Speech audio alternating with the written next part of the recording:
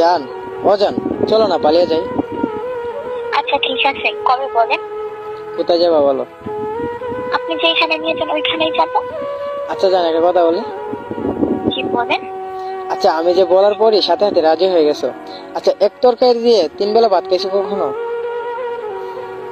আচ্ছা আপনি এইসব কথা বলেন কেন? কতদিন না করছিল এইসব কথা বলতে না, আমার কষ্ট হয়, তাহলে এইসব কথা বলেন কেন?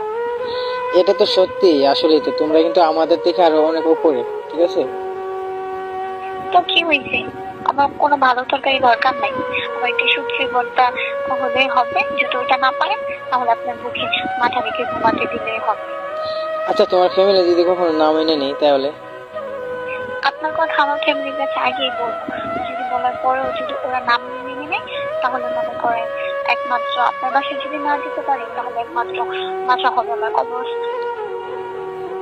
আল্লাহ। আর আমি হচ্ছে